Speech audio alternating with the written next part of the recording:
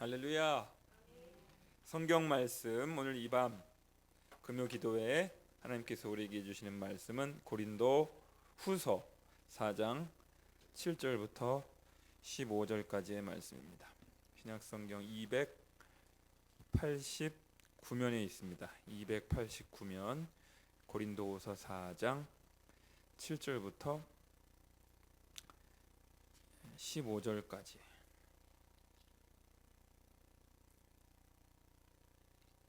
찾으셨습니까? 못 찾으신 분 없으신 것 같은데 제가 7절 하겠습니다. 우리가 이 보배를 질그릇에 가졌으니 이는 심히 큰 능력은 하나님께 있고 우리에게 있지 아니함을 알게 하려 함이라.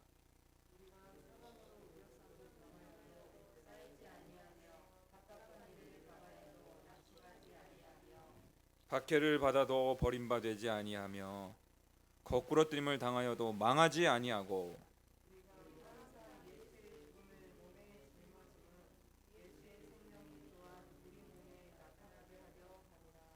우리 살아있는 자가 항상 예수를 위하여 죽음에 넘겨짐은 예수의 생명이 또한 우리 죽을 육체에 나타나게 하려 함이라.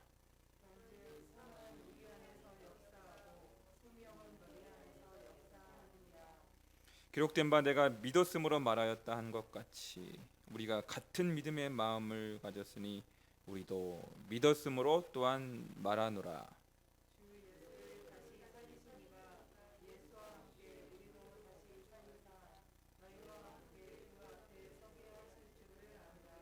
다 같이 이는 모든 것이 너희를 위함이니 많은 사람의 감사로 말미암아 은혜가 더하여 넘쳐서 하나님께 영광을 돌리게 하려 함이라. 아멘. 한번 따라해 보시겠습니다. 깨진 질그릇 위에 임하시는 하나님의 은총. 시작.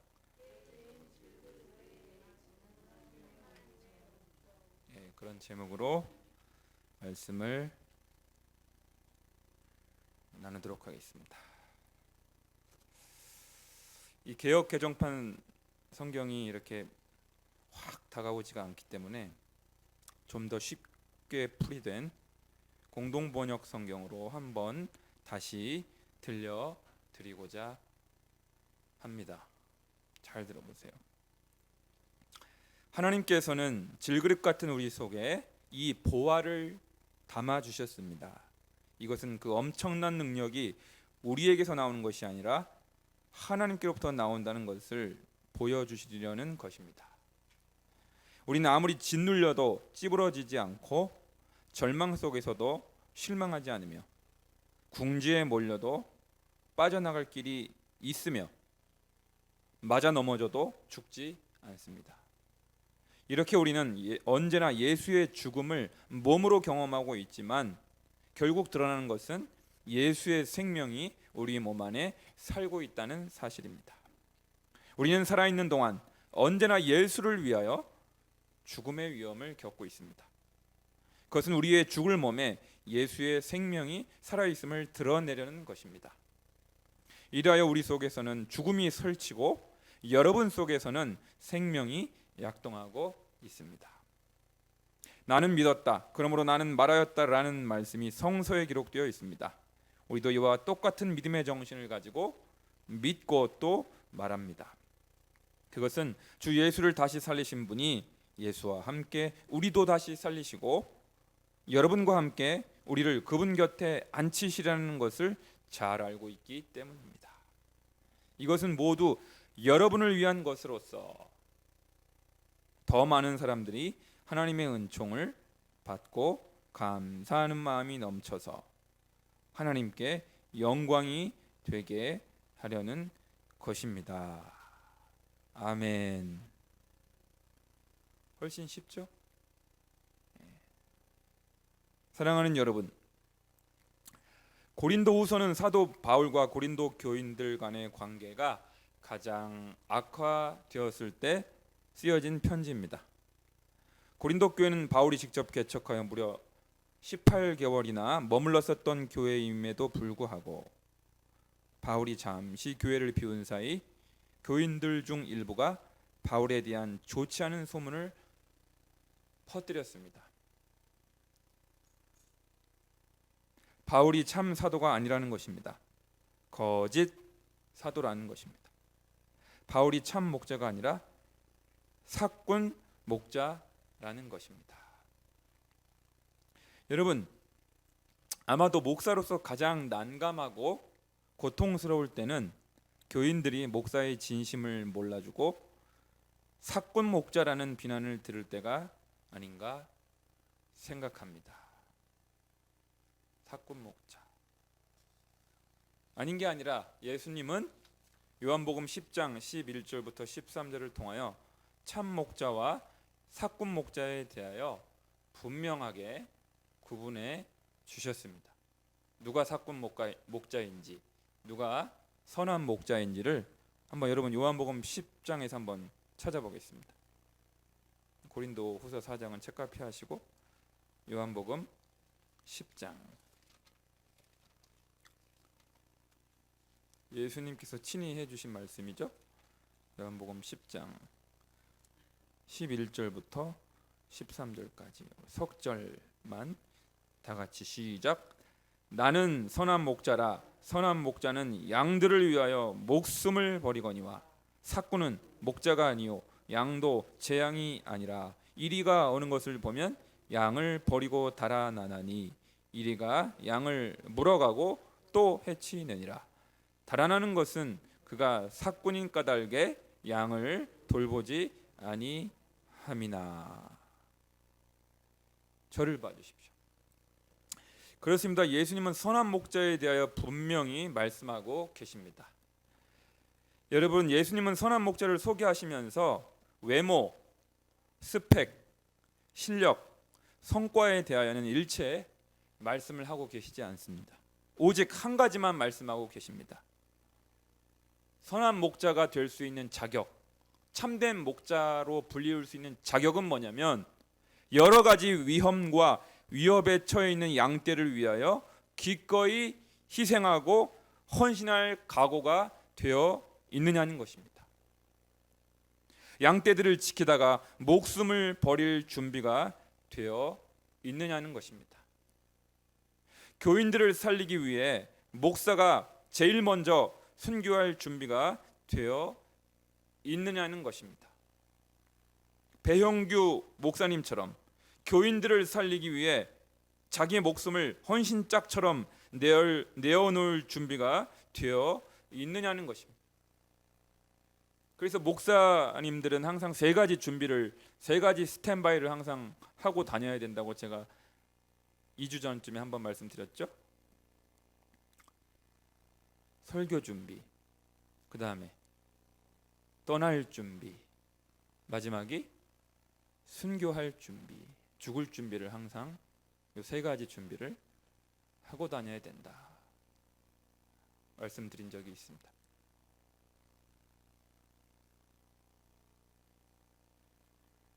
오늘 본문을 통해서 사도 바울이 말씀하고자 하는 요지는 간단합니다.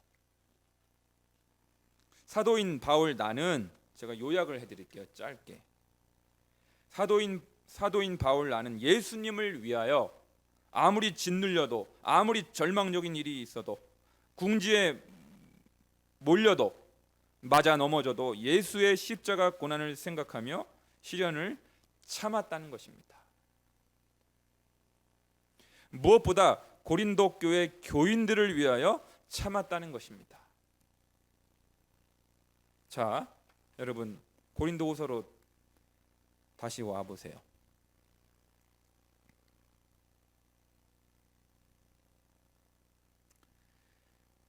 사도 바울이 수많은 고난과 시련이 닥쳐 왔을 때 어떻게 참을 수 있었는가? 11절에 보면 예수를 위하여 죽음에 넘겨졌다. 예수를 위하여 죽음에 넘겨졌다. 참았다. 그리고 15절의 말씀 뭐라고 되어 있어요? 이는 모든 것이 너희를 위함이다. 자, 여러분 저를 봐주십시오. 사도 바울이 복음을 전하다가 교회를 개척하고 예수 그리스도의 복음을 선교하는 놀라운 사역자로서 활동했잖아요. 복음 전하다가 수많은 어려운 일들을 겪고 돌에 맞아 죽을 뻔하기도 하고 거절당하고 대적자들에 의하여 핍박을 당하기도 하고 40에 감한 매를 5번씩 곤장을 맞고 등등등 맹수의 위협에 시달리기도 하고 못 먹고 못 자고 온갖 고난을 많이 당했단 말이죠.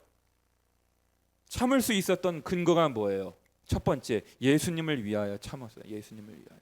예수님 때문에 참았고, 두 번째, 교인들을 위해서 참았다는 거예요. 나오잖아요. 금방 나왔잖아요. 본문에. 따라해 보실까? 예수님을 위해 참았습니다. 예수님 때문에 참았습니다. 교인들을 위해 참았습니다. 교인들 때문에 참았습니다. 놀라운 발견. 이 주석책에도 안 나와요. 무슨 신학책에도 안 나오는 놀라운 발견을 제가 성경 연구를 하면서 오늘 설교 준비를 통해서 발견했어요.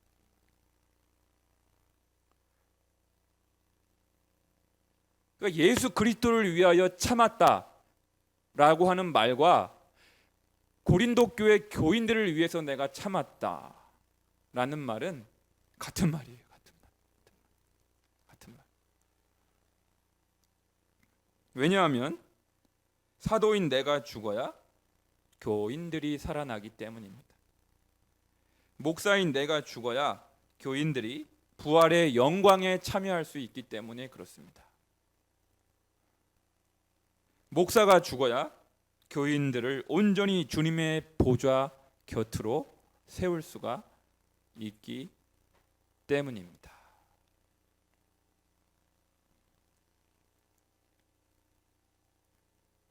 이 두 가지 방향성.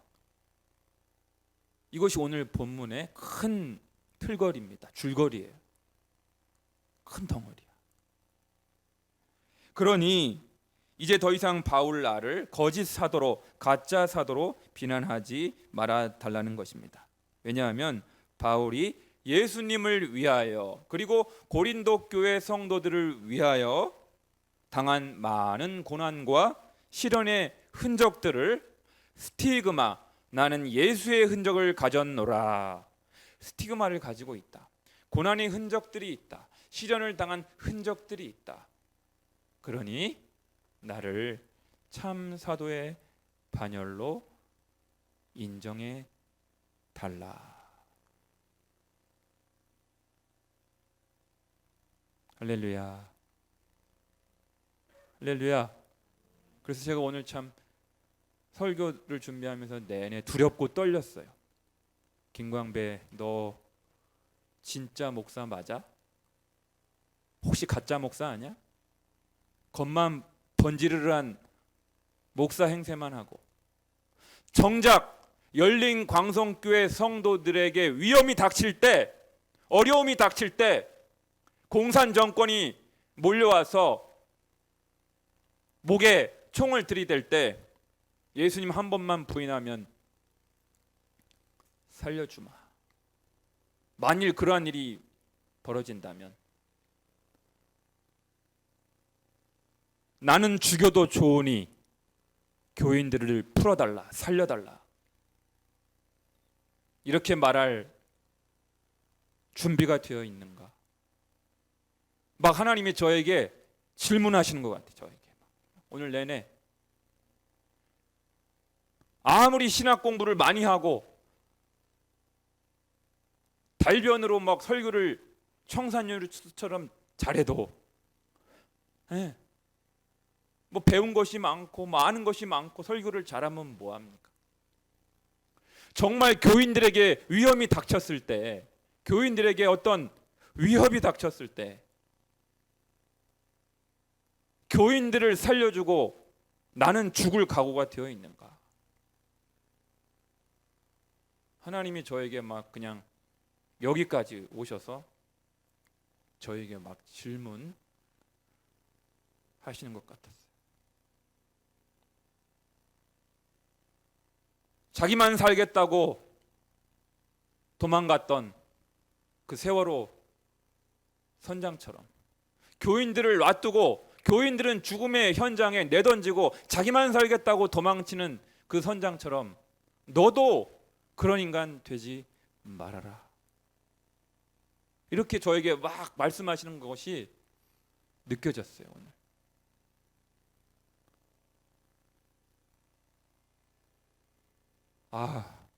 따라해 봅시다. 나는 날마다 죽노라. 할렐루야. 누구의 고백이에요?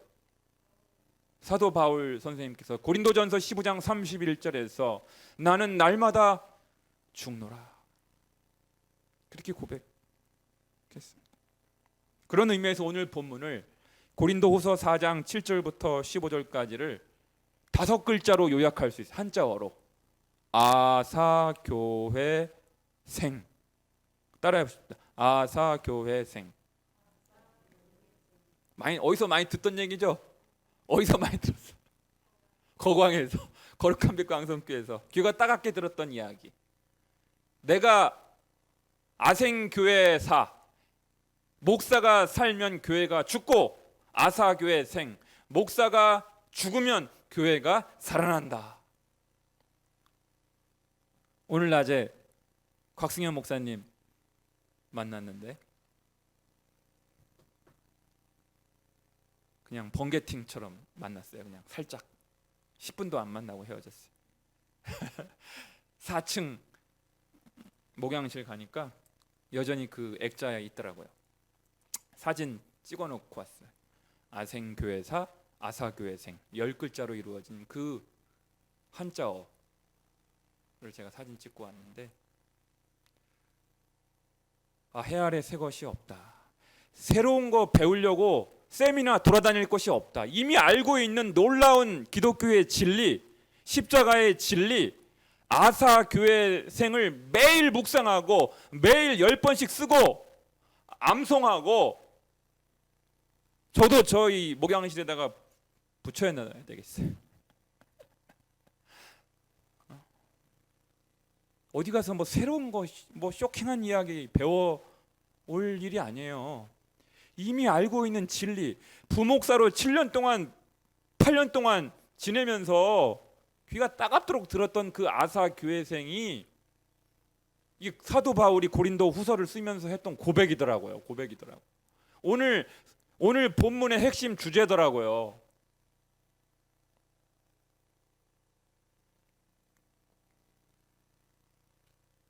그렇습니다. 목사가 죽어야 교회가 사는 것입니다. 목자가 죽어야 양들이 살아나는 것입니다. 더 나아가서 이렇게 확장할 수도 있을 것 같습니다. 내가 죽어야 예수의 생명이 나타납니다. 가장이 죽어야 가정이 삽니다. 부모가 죽어야 자녀가 삽니다. 사장이 죽어야 사원이 삽니다. 구청장이 죽어야 군민이 삽니다. 시장이 죽어야 시민이 삽니다. 도지사가 죽어야 도민이 삽니다. 대통령이 죽어야 국민이 어떻게 돼요? 삽니다.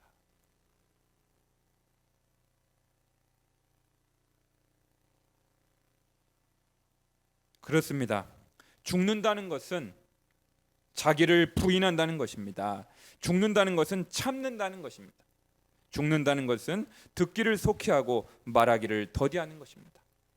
죽는다는 것은 노하기를 더디하는 것입니다. 죽는다는 것은 예수의 십자가에 자신의 옛 자아와 옛 습관이 처리되었음을 인정하는 것입니다. 죽는다는 것은 나는 죽고 예수로 사는 삶을 살겠다는 것입니다.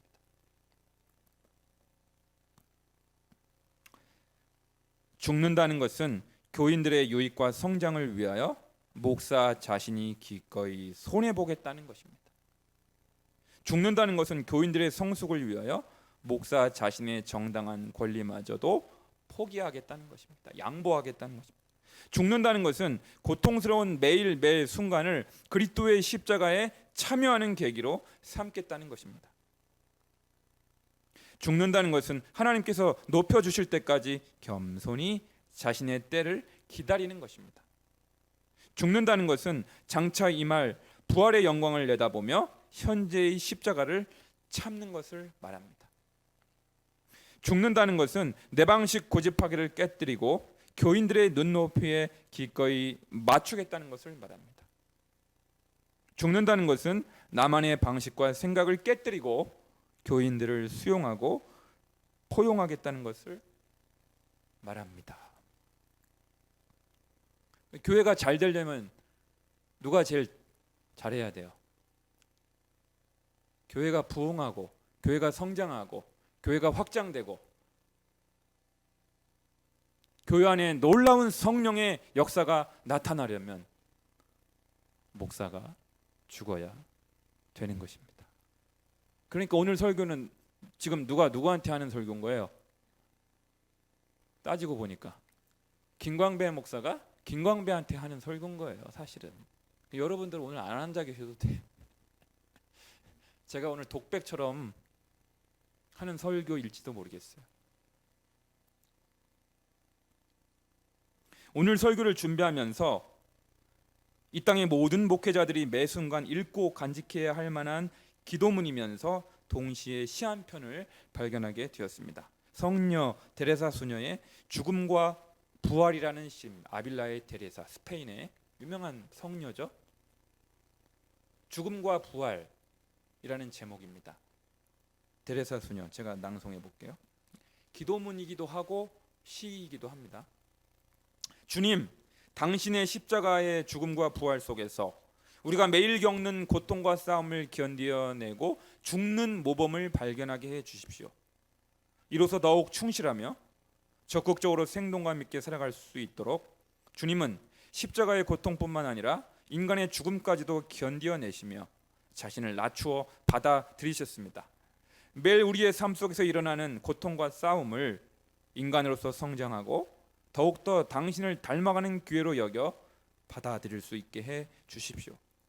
주님이 힘이 되어 주시리라고 믿고 인내롭게 또 용감하게 이를 극복해 나갈 수 있도록 몇 번이고 나 자신과 자기중심적인 태도의 죽음으로서만 더 충실히 살게 된다는 것을 깨닫게 해 주십시오. 주님과 함께 죽어야만 주님과 함께 부활할 수 있으니까요. 여기까지입니다. 아주 영성적인 기도문이고 시죠. 이왕 영성적인 시 한 편을 소개해 드린 김에 14세기 중세 말기 경건문학의 최고봉을 자랑하는 수도승 토마스 아 캠피스가 쓴 그리스도를 본받아에 나오는 글의 일부를 읽어 드리고자 합니다. 오늘 주제와 관련된 내용입니다.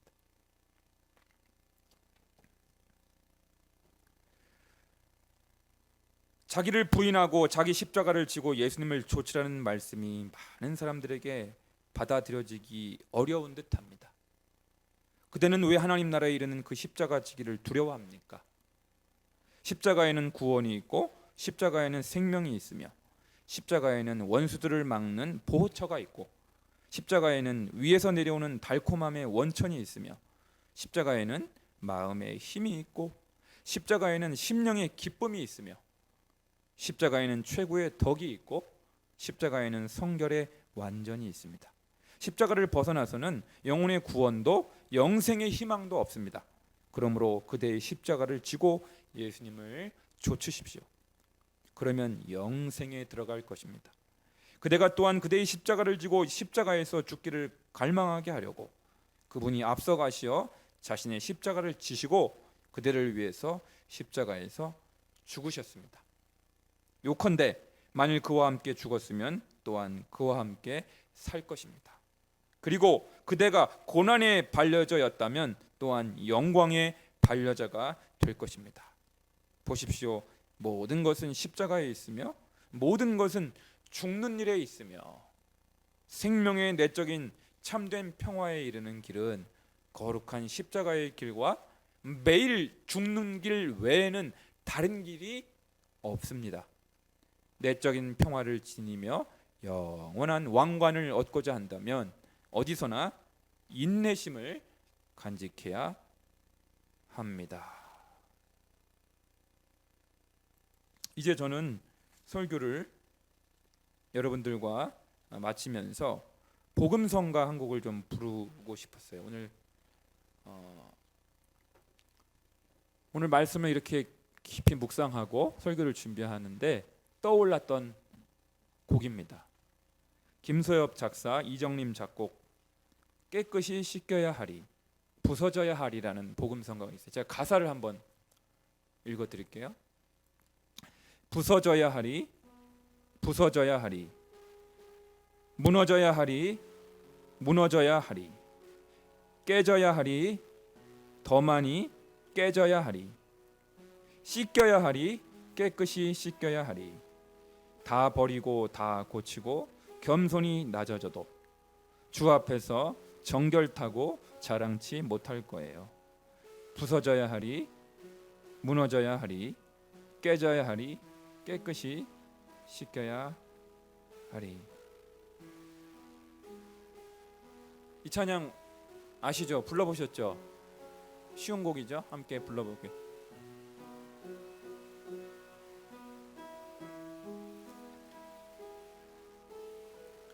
부서져야 하리, 부서져야 하리, 무너져야 하리, 무너져야 하리, 깨져야 하리, 깨져야 하리, 더 많이 깨져야 하리, 씻겨야 하리, 깨끗이 씻겨야 하리, 다 버리고 다 고치고 겸손히 낮아져도 주 앞에서 정결타고 자랑치 못할 거예요. 부서져야 하리,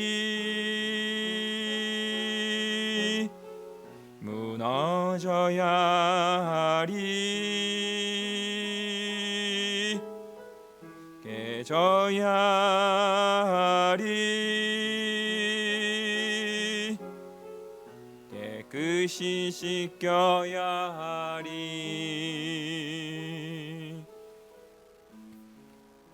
할렐루야. 여러분 가사가 어때요? 우리 권일아 집사님. 좋죠? 너무 영성적인 곡이죠? 너무 깊이가 있지 않아요? 제가 아까 설교 준비 마치고 저희 세암공원 가가지고 세암공원 가서 산보하면서 묵상하면서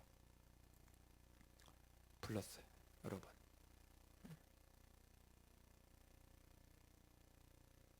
한 번 더 다시 불러볼까요? 이제 오늘 6시부로 해제됐잖아요. 좀 크게 불러도 되잖아요.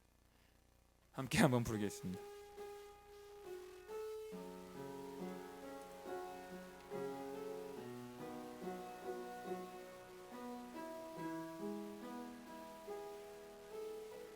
부서져야 하리, 부서져야 하리, 무너져야 하리, 무너져야 하리, 깨져야 하리,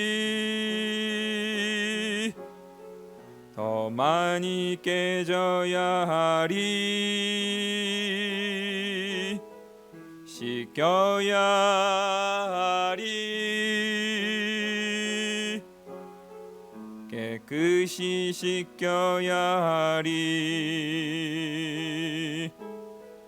다 버리고 다 고치고 겸손히 낮아져도 주 앞에서 정결타고 자랑치 못할 거예요. 부서져야 하리. 무너져야 하리. 깨져야 하리. 깨끗이 씻겨야 하리.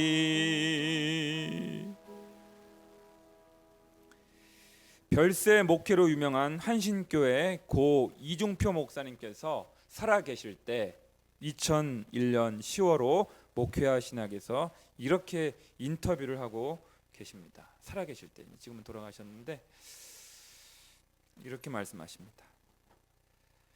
교회 대부분의 문제가 자기가 죽지 못해 발생한다는 점이었습니다. 목회자가 죽지 못해 교인들을 교회 성장을 위한 수단으로 삼고, 장로가 죽지 못해 교회를 분열시키고 혼란스럽게 만들고, 교인들이 죽지 못해 세상의 빛과 소금의 역할을 하지 못합니다. 모두가 다른 사람 탓만 하지 문제가 자기 자신임을 깨닫지 못합니다. 예수님의 십자가는 자기가 죽어 세상을 살리는 것입니다. 할렐루야. 2020년 7월 24일부로 오늘 이날을 기점으로 나는 죽고 예수로 사는 우리 모두가 될 수 있기를 주님의 이름으로 간절히 축원합니다. 기도드리겠습니다. 사랑과 은혜가 풍성하신 하나님 아버지, 당신의 십자가의 죽음과 부활 속에서 우리가 매일 겪는 고통과 싸움을 견뎌내고 죽는 모범을 발견하게 해 주십시오. 이로써 더욱 충실하며 적극적으로 생동감 있게 살아갈 수 있도록 주님은 십자가의 고통뿐만 아니라 인간의 죽음까지도 견뎌내시며 자신을 낮추어 받아들이셨습니다. 매일 우리의 삶 속에서 일어나는 고통과 싸움을 인간으로서 성장하고 더욱더 당신을 닮아가는 기회로 여겨 받아들일 수 있게 해 주십시오. 주님이 힘이 되어 주시리라 믿고 인내롭게 또 용감하게 이를 극복해 나갈 수 있도록 몇 번이고 나 자신과 자기중심적인 태도의 죽음으로서만 더 충실히 살게 된다는 것을 깨닫게 해 주십시오. 주님과 함께 죽어야만 주님과 함께 부활할 수 있다는 십자가의 도를 날마다 선포하며 살게 하옵소서. 예수님의 이름으로 기도 드리옵나이다. 아멘.